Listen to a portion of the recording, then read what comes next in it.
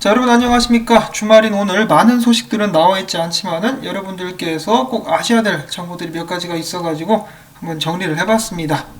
자, 일단 비트코인 같은 경우는 조정을 받을 것이다 라는 사람들의 의견을 비웃기라도 하듯이 24,000달러까지 올라갔다가 지금은 23,850달러에서 거래가 진행이 되고 있는데요. 다음 주와 더불어서 연말이 시시각각 다가오고 있는 상황, 비트코인을 선두로 한 암호화폐 시장의 강세는 이어질 수 있을 것인지 한번 기대를 해보면서 오늘 소식들 보도록 하겠습니다. 자, 첫 번째 소식은 좀 안타까운 소식입니다. 최근에 디파이 프로토콜이 계속해서 해킹당하는 사태가 일어나고 있는데요. 이번에는 워프 파이낸스에서 770만 달러가 도난당했다고 합니다. 해커들은 플래시론 공격을 통해서 워프 파이낸스에서 770만 달러를 한때 해킹을 했으나 다행히 여기서 550만 달러는 회수한 그런 상황이라고 합니다. 이 회수 금액을 피해를 당한 사용자들에게 돌려줄 예정이라고 하는데요. 그래도 220만 달러가 빕니다. 이것은 누가 보상을 해줄지. 이 탈중앙화 플랫폼이지만은 최근에는 중앙화된 플랫폼들보다 해킹에 더 취약한 모습들을 보여주고 있습니다.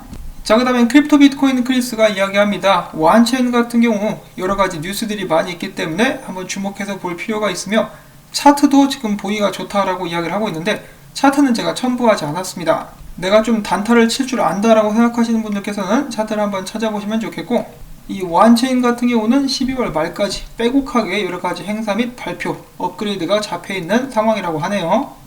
자, 그 다음에 루미 월렛이라는 암호화폐 지갑이 있는데요. 여기에서 애플페이의 새로운 결제 옵션을 추가하게 된 지 일주일 만에 비트코인 구매량이 200% 증가했다고 합니다. 이 비트코인의 수요를 실감할 수 있는 그러한 지표라고 볼 수가 있겠죠.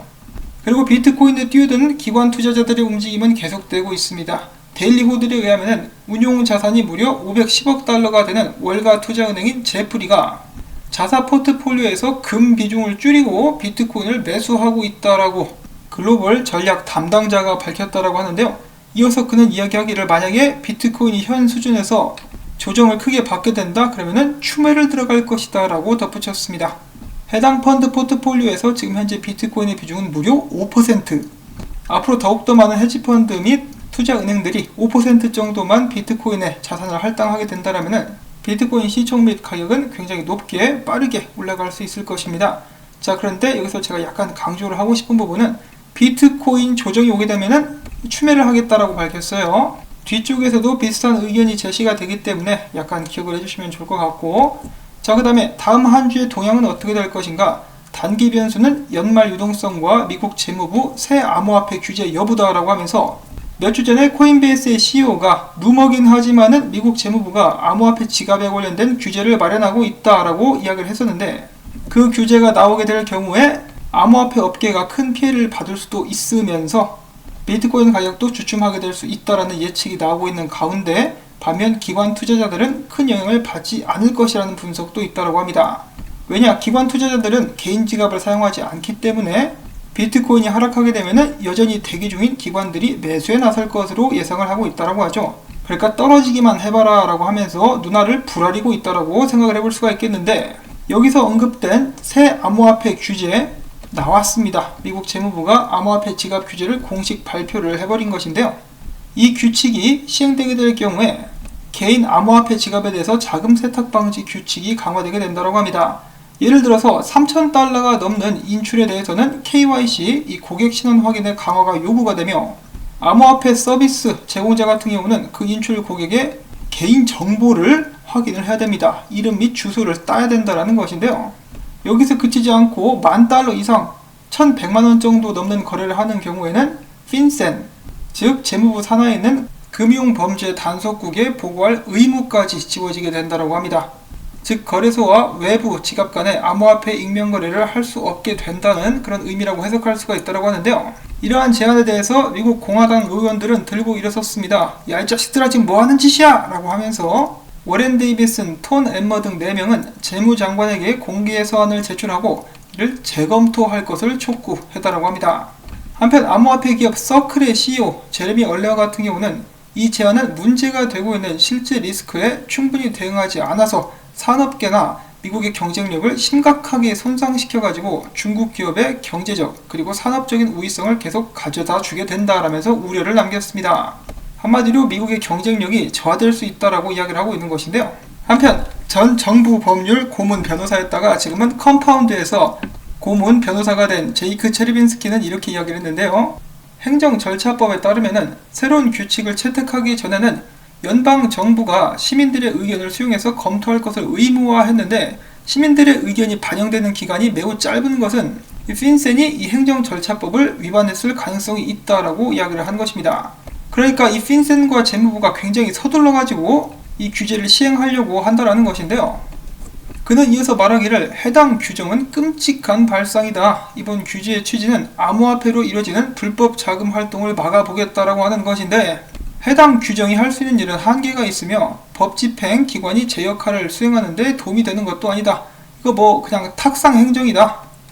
또한 미국 시민들의 재무 관련 프라이버시를 침해할 수 있다. 규정 자체도 모호한 부분이 많아서 실효성이 의문이다라고 강조를 했는데 뭔가 좀 찝찝하죠? 그리고 얼마 전까지만 해도 이와 관련된 규제가 나오더라도 암호화폐 시장에는 크게 영향을 주지 않을 것이다 라고 당당하게 밝혔었던 조셉 영, 막상 규제를 보고 나자 이렇게 이야기를 합니다. 누구나 다 두려워하는 규정이 세상 밖으로 나와버렸네. 다만 이 규정의 의미를 제대로 이해하는 사람은 아직 없는 것 같은데 암호화폐 가격에 일단 직접적인 영향을 미치진 않은 것 같다라고 이야기를 했습니다. 한편 알렉스 크루거 같은 경우는 이런 규정은 일단 코인베이스 서클 등 미국 기업에만 영향을 줄 것이다 라고 이야기를 했는데요. 따라서 이 규정이 디파이나 스마트 컨트랙트에 타격을 주지는 않을 것이다. 따라서 유저들은 걱정할 필요 없이 안심하라 라고 이야기를 했는데요. 저는 약간 다른 생각을 가지고 있습니다.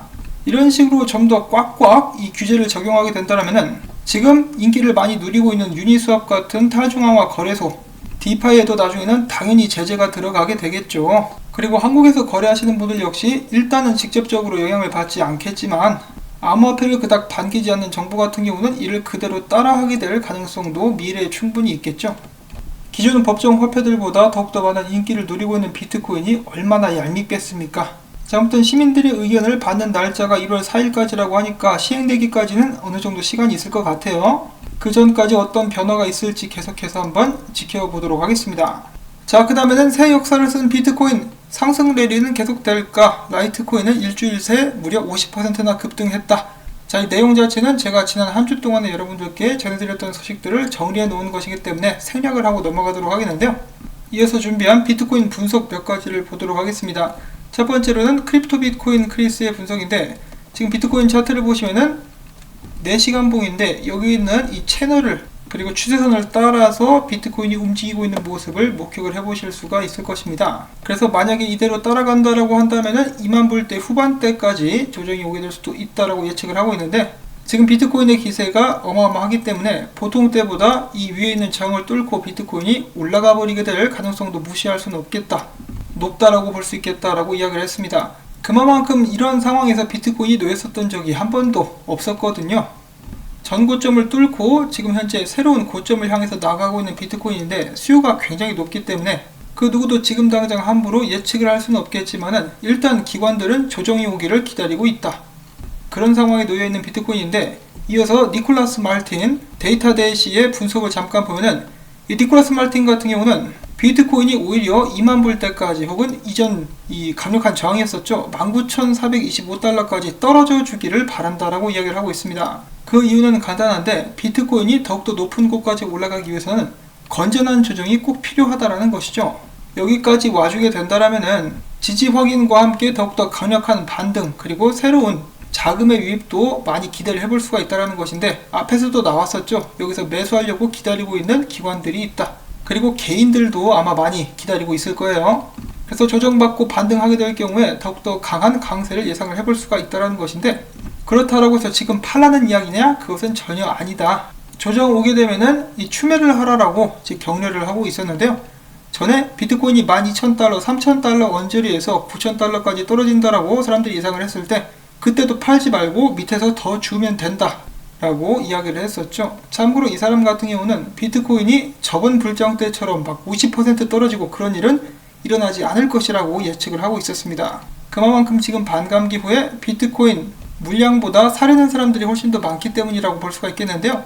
그가 이런 식으로 비트코인이 조정을 받을 수도 있다라고 예상을 하고 있는 이유 중에 한 가지는 금 차트와 비교를 해봤을 때 비슷한 방향으로 비트코인이 움직이고 있기 때문입니다. 금 같은 경우도 지난 몇 년 동안에 있었던 이 고점을 강력하게 뚫고 올라왔다가 떨어지는 듯 했지만은 이 고점에서 이 지지 확인하면서 기관들이 들어와서 금을 매수했다라고 이야기를 하면서 이 지지 확인 후 더욱더 높게 올라갈 것이다 라고 예측을 하고 있었습니다. 비트코인도 그렇게 될 가능성이 높다라는 것이겠죠. 자, 과연 비트코인의 건강을 위한 조정은 오게 될 것인가? 일단 핑계거리는 있습니다. 핑계거리는 있는데 과연 조정이 오게 될지, 오게 된다라면 어디까지 오게 될지, 많은 사람들이 여기서 입을 벌리고 있으면 이 위에까지 오게 되겠죠. 니들은 안 줘 이러면서.